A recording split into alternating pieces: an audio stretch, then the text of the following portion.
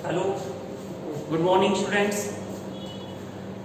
Corona की इस वैश्विक महामारी ग्लोबल क्राइसिस की वजह से जो प्रेजेंट में ऑनलाइन एजुकेशन प्लेटफॉर्म जो तैयार किया जा रहा है, उसमें मैं हरिशंकर शर्मा एक और इन्विटेशन का एक और वीडियो आपके सामने लेकर आया हूँ। लास्ट वीडियोस में इन्विटेशन के बारे में हमने जो पढ़ा है, इन्विटेशन क्या होता है, इन्विटेशन के प्रकार कितने होते हैं और हमारे सिलेबस में उससे संबंधित क्वेश्चन किस प्रकार से पूछे जाते हैं।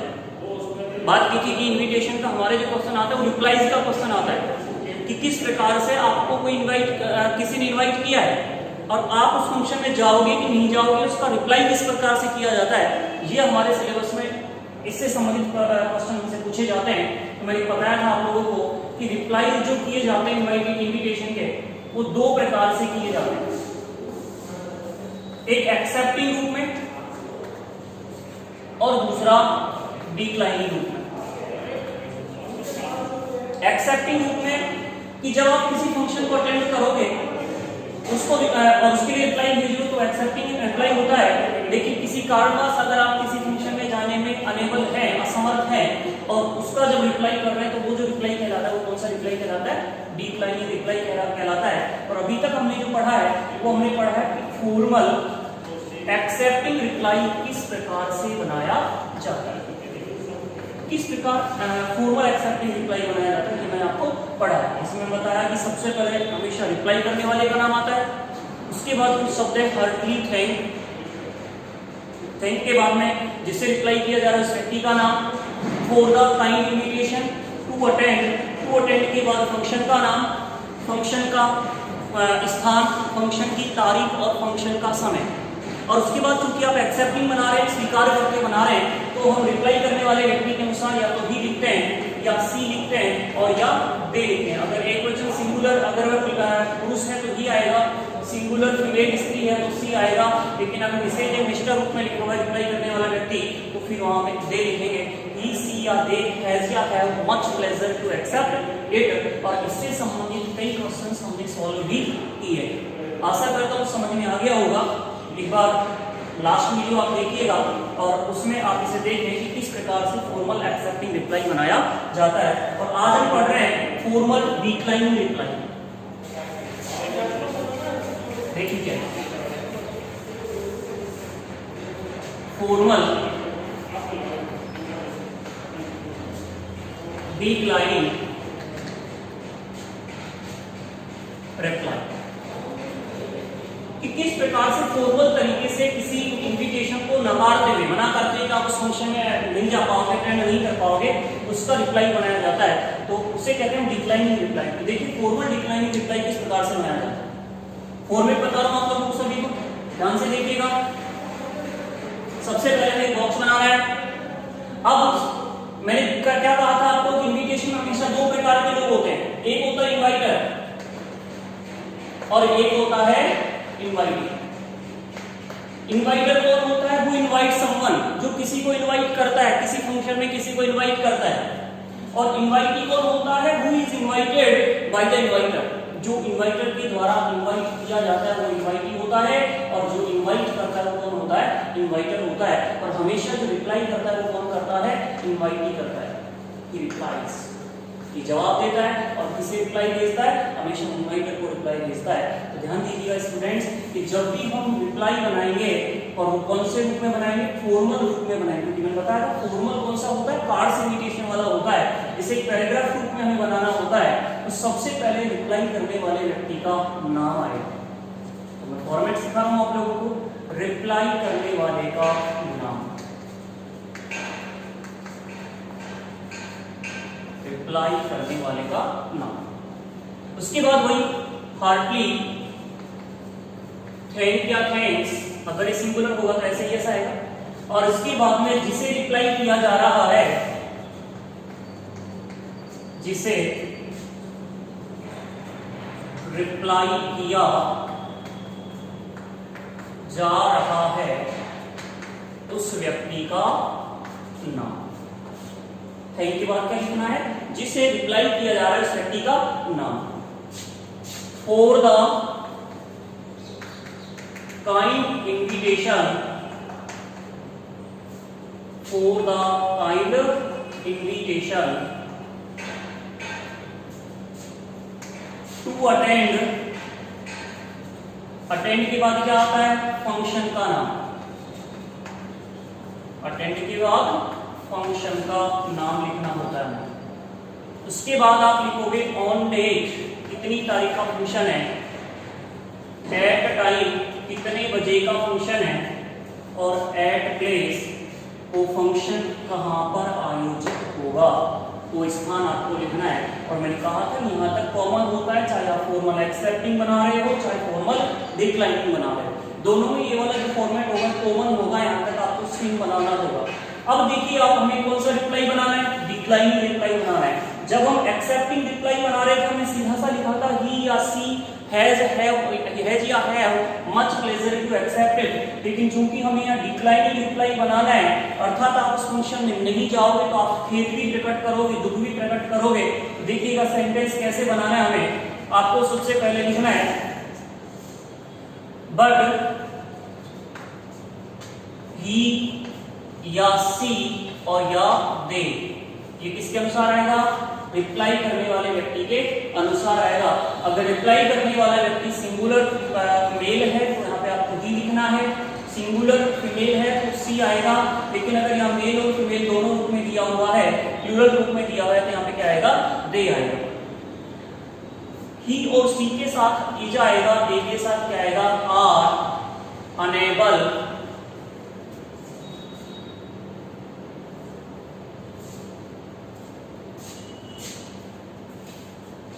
are sorry for, क्या लिखना है? But he, she, they, is या are sorry for the inability to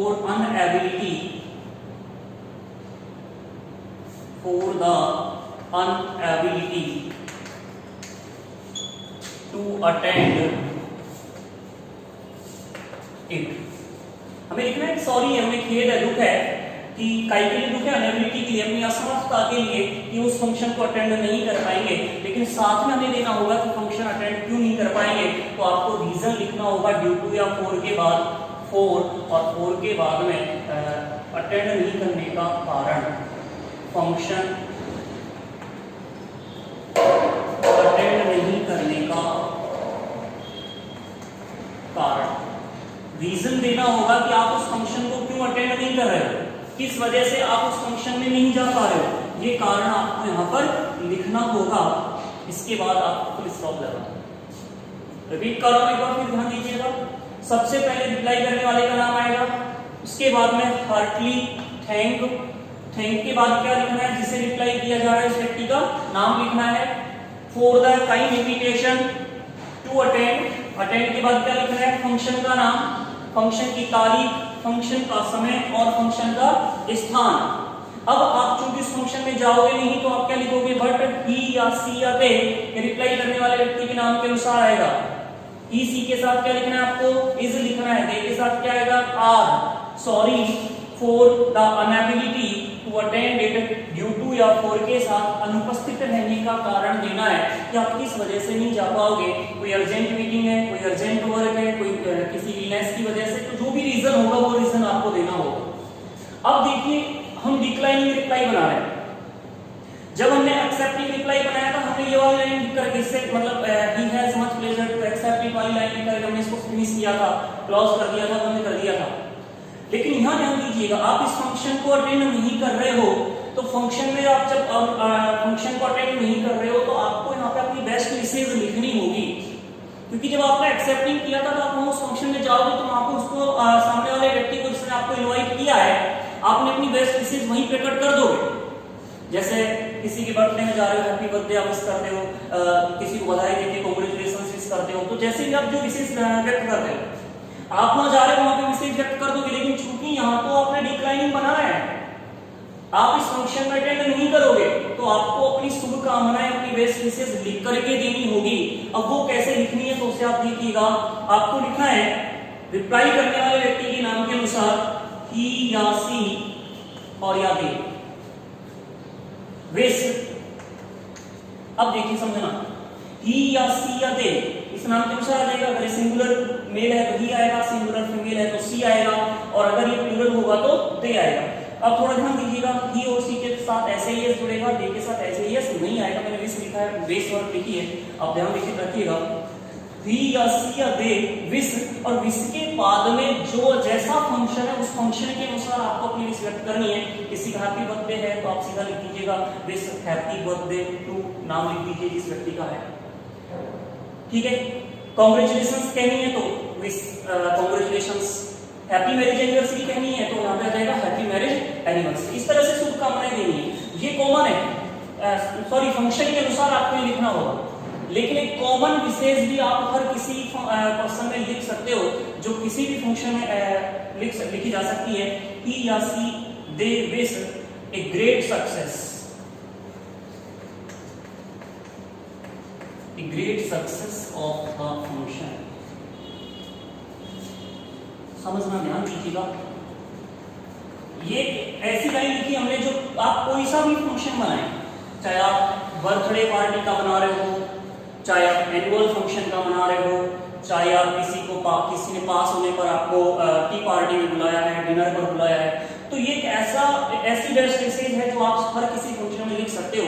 otherwise function के अनुसार जैसा आप लिखना चाहो, अगर आप हैप्पी बर्थडे लिखना चाहो तो आप हैप्पी बर्थडे लिख दे,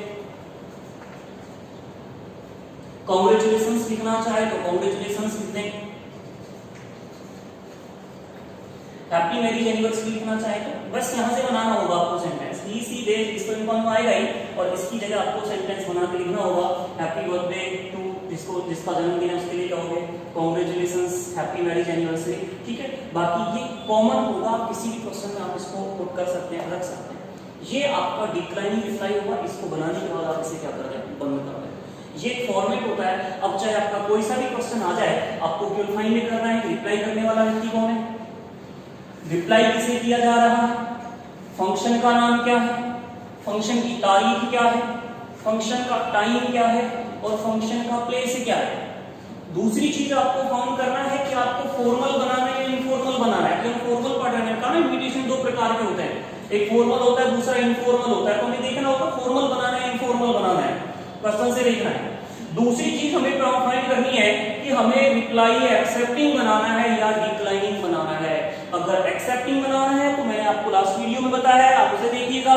लेकिन अगर डिक्लाइनिंग बनाना है तो उसका फॉर्मेट आपका ये फॉर्मेट होगा, जिसमें आपको मैंने लिखा सबसे पहले रिप्लाई करने वाले का नाम, हार्टली थैंक जिसे रिप्लाई किया जा रहा है उस व्यक्ति का नाम, for the kind invitation to attend के बाद फंक्शन का नाम, ऑन डेट, फिर टाइम और फिर प्लेस। और अब आप चूंकि फंक्शन अटेंड नहीं कर रहे इसलिए लिखोगे बट ही सीधे रिप्लाई करने वाले के अनुसार आएगा, इज या are sorry for the inability to attend it, for और फॉर के बाद फंक्शन में नहीं जाने का, अनुपस्थित रहने का कारण आपको लिखना है। और लास्ट में आपको अपनी बेस्ट विशेष लिखनी है, जो सेम लाइन आप लिख सकते हैं किसी फंक्शन में या अकॉर्डिंग टू फंक्शन आप लिख दीजिएगा। बर्थडे है तो हैप्पी बर्थडे, किसी को बधाइयां देनी है तो congratulations, marriage anniversary happy marriage anniversary. इस तरह की बेस्ट विशेष आपको लिखनी होगी। ये इसका एक प्रारूप होगा, ये इसका एक फॉर्मेट होगा। मैं क्वेश्चन दे रहा हूँ, हम सॉल्व करते हैं क्वेश्चन, देखिएगा कैसे बनाना है, आंसर सॉल्व करेंगे कैसे बनाते हैं आंसर।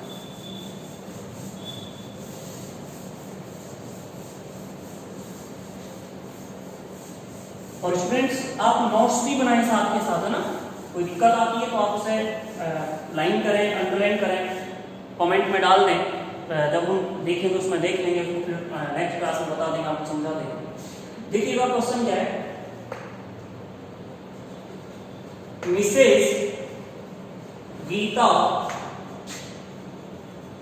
एंड मिस्टर रामहे have invited your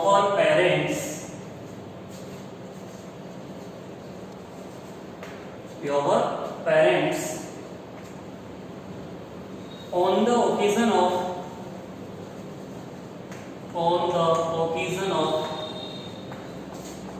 their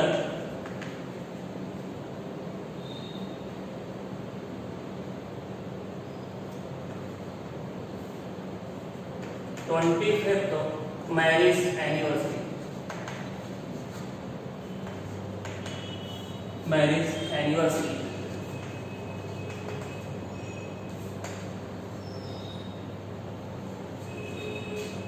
eight there residence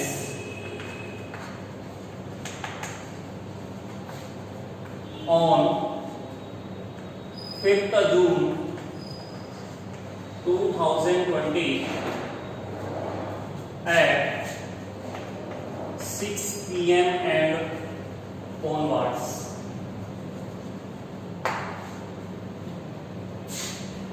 But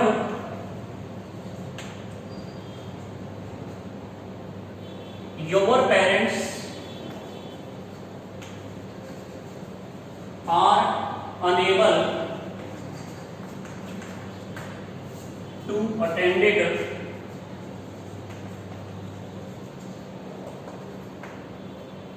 but your parents are unable to attend it due to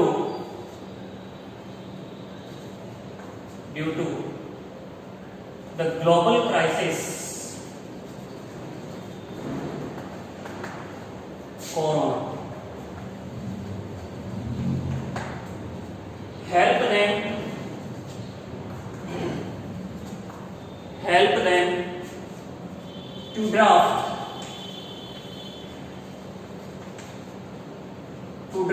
a formal reply. Help them to draft a formal reply. देखिए question समझो क्या है। Mrs Geeta and Mr Ramhit have invited your parents.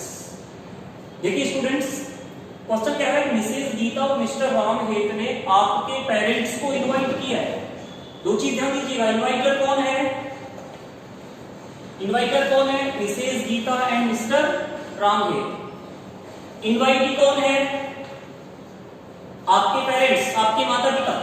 Reply कौन करेगा? आपके parents करोगे, अर्थात नाम सबसे पहले किसका नाम आएगा? रिप्लाई करने वाले व्यक्ति के नाम में किसका नाम आएगा? आपके पेरेंट्स का नाम आएगा। एक चीज और ध्यान रखिएगा, आपसे केवल हेल्प करने की कह रहा है। देखिए दिया यहाँ पे, हेल्प देम, उनकी हेल्प कीजिए, आप केवल सहायता कीजिए बनाने में, अर्थात आपके नाम से रिप्लाई नहीं करना, आपको अपने पेरेंट्स के नाम से रिप्लाई करना है। उसके बाद में फंक्शन देखिएगा, फंक्शन क्या है? फंक्शन दिया है 25th मैरिज एनिवर्सरी है, कहां पर है? उनके निवास स्थान पर है। कब है? 5 जून 2020 को है। कितने बजे है? शाम को 6 बजे ऑनवर्ड्स आपके आगमन तक आपको कहा है। लेकिन देखिए बनाना कैसा है, आपको फॉर्मल बनाना है, दिया है फॉर्मल रिप्लाई बनाना है। अब एक्सेप्टिंग बनाना है, डिक्लाइनिंग बनाना है, तो देखिएगा ये कह रहा है कि आपके पेरेंट्स अनेबल है, असमर्थ हैं और किस वजह से? ग्लोबल क्राइसिस कोरोना की वजह से अटेंड नहीं कर पाएंगे। तो हमें इसको कौन सा बनाना होगा? डिक्लाइनिंग रिप्लाई बनाना होगा। कौन सा रिप्लाई बनाना होगा? डिक्लाइनिंग रिप्लाई बनाना होगा। तो देखिए कैसे बनाना है, आपको उसका रिप्लाई करता हूँ, देखिएगा।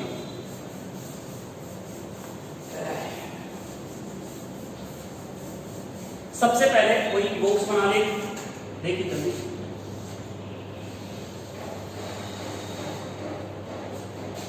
रिप्लाई करने वाले व्यक्ति का नाम लिखना है। कौन है रिप्लाई करने वाले व्यक्ति? आपके parents, Mrs PQR and Mr XYZ। कोई भी नाम आप लिखोगे अपने पेरेंट्स का, ठीक है। हार्टली हैंड प्लूरल है, इसलिए ऐसे यस नहीं आएगा। किसे रिप्लाई भेजना है? जिसने इनवाइट किया है। कौन है यहाँ पे? Mrs Geeta and Mr Ramhit. क्या आएगा आगे? For the kind invitation to attend. Function का नाम देखिए क्या था? Marriage anniversary. किनकी है? Mrs Geeta and Mr Ramhit की। क्या लिख देंगे? Dear 25th marriage anniversary. कितनी तारीख को है? 5th जून 2020। कितने बजे बुलाया है? 6 PM एंड ऑनवर्ड्स। और कहां बुलाया है?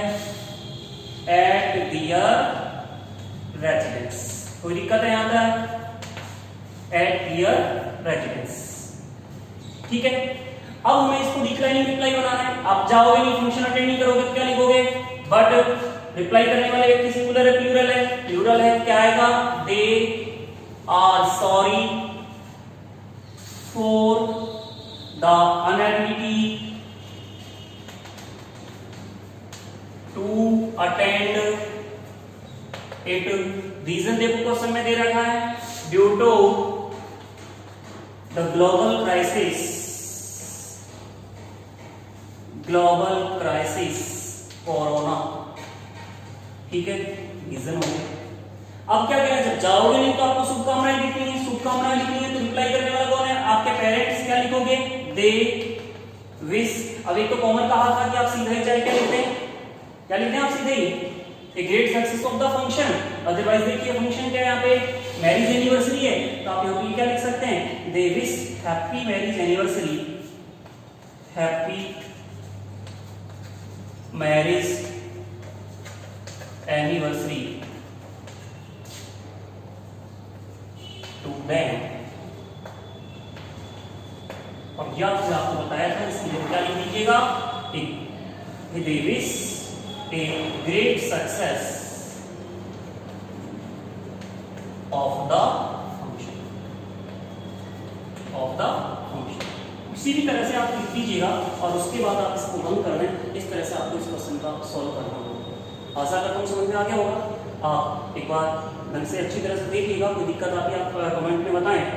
और आपको जो चैनल है उसको सब्सक्राइब कीजिए, ज़्यादा से ज़्यादा इस वीडियो को शेयर करें, लाइक करें, क्योंकि आपका एक थंब जो है वो हमको मोटिवेट करेगा, हमको अच्छा लगे। हाँ, हालांकि हो सकता है कि वीडियोस की क्वालिटी में थोड़ा बहुत अभी कमी आ रही हो क्योंकि सुविधाएं कम है, लेकिन आपके हितों को ध्यान में रखते हुए कोशिश की जा रही है कि आपको घर पर सुरक्षित रहते हुए, घर पर स्वस्थ रहते हुए, सुरक्षित रहते हुए आपको अपने घर पर ही ऑनलाइन स्टडी का लाभ दिया जाए। इसलिए जो कम सुविधाएं हैं उन्हीं में हम आपको ऑनलाइन स्टडी कराने की कोशिश कर रहे हैं।